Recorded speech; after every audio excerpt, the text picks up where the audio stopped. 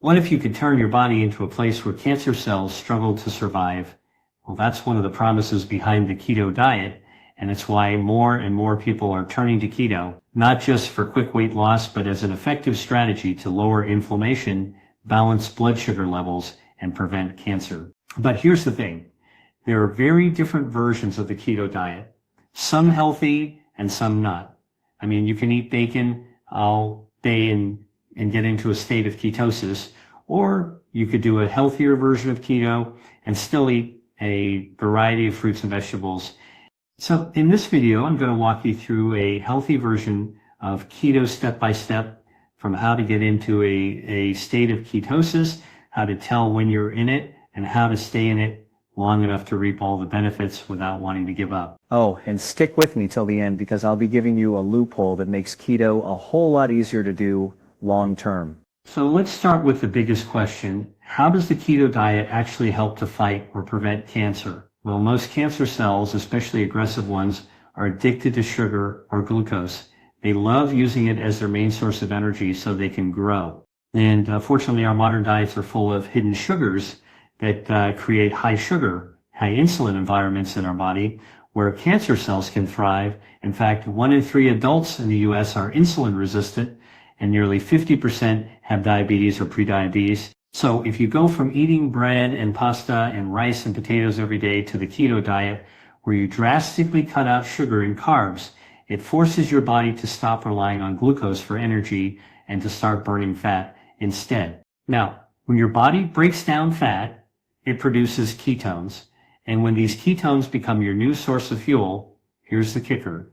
Cancer cells struggle to use ketones for energy at all. Your healthy cells can use it perfectly fine, but cancer cells struggle to survive on it.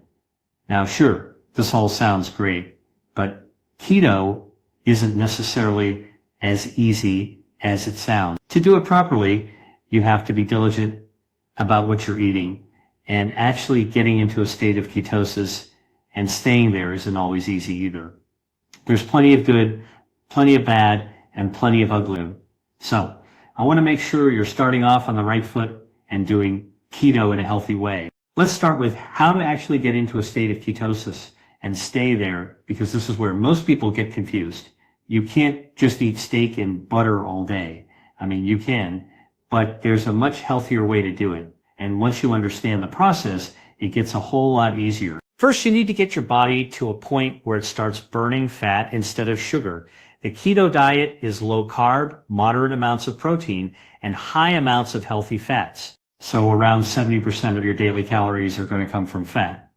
It also means cutting your daily carb intake down to a very low amount, usually around 20 grams of net carbs a day, around 5% of your daily calories. So net carbs means the total amount of carbs minus the fiber. For example, let's say a serving of vegetables has 5 grams of total carbs and 3 grams of fiber. That means it'll have 2 grams of net carbs.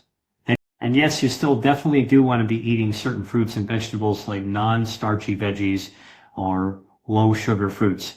They are full of antioxidants and essential nutrients that your body needs to stay healthy and fiber. Fiber is so important for so many reasons, like cancer prevention. So by eating low-carb veggies like mushrooms, broccoli, or kale, and low-sugar, high-fiber fruits like berries, you can still get your fiber in and stay in ketosis. Now, you may be wondering, what is a moderate amount of protein? And this is where a lot of people go wrong. Eating too much protein can actually kick you out of ketosis, because your body can convert it into glucose if you eat too much of it. Well, with that being said, not eating enough protein is an even bigger risk, especially if you're recovering from cancer or treatment, or if you're active or lift weights, or even if you're over 40 and you're trying to maintain or build muscle. Your body needs protein. So what's the sweet spot on the keto diet?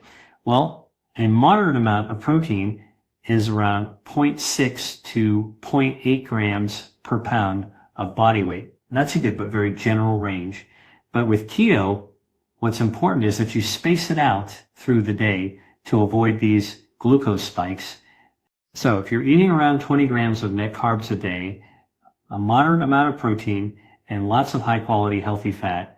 How long does it take of eating this way to actually get into ketosis? Well, if you're doing it properly, typically around 2 to 4 days, but it can vary a bit depending on your activity level, your metabolism, or whether or not you do intermittent fasting. That can make a huge difference. Intermittent and fasting, even with say just a 16 to 8 schedule where you're eating first, only 8 hours a day, and fasting for 16 hours a day. This can really speed up the process of entering ketosis. I know that when you first start the keto diet, you want to start cutting carbs and getting into ketosis as quickly as possible. But again, there's a healthy way and an unhealthy way of doing it, and it's often referred to as clean keto versus dirty keto. Dirty keto is when, sure, you meet your low-carb, high-fat requirements, but with unhealthy food. We're talking boneless cheeseburgers, processed meats, or packaged keto-friendly snacks. This is exactly what you don't want, especially for cancer prevention. They're full inflammatory seed oils, artificial sweeteners, or low-quality meats. Sure, this might keep you in ketosis, but your cells will be swimming in inflammation, so you're really not doing yourself any favors. Clean keto, on the other hand, is when you eat real whole foods that your body can easily digest and use to heal. It's healthy fats like olive oil, avocado oil, ghee, or grass-fed butter, pasture-raised grass-fed meats, and wild codfish, low-carb fruits and veggies, and high antioxidant foods like berries, herbs, and spices. Eating these foods will not only help you to stay in ketosis, but also keep your gut healthy, lower inflammation, and help to regulate your hormones. So how do you know if you've actually made it into ketosis? Well, there are a few signs. You may notice you're suddenly not as hungry as often. Your mental clarity may also improve. You may notice weight loss, mostly from water, not fat, right away. And some people even get kind of a metallic taste in their mouth. You do start losing a lot of water and can become dehydrated because carbs are what hold on to water in your body. And when they're eliminated, the water goes too.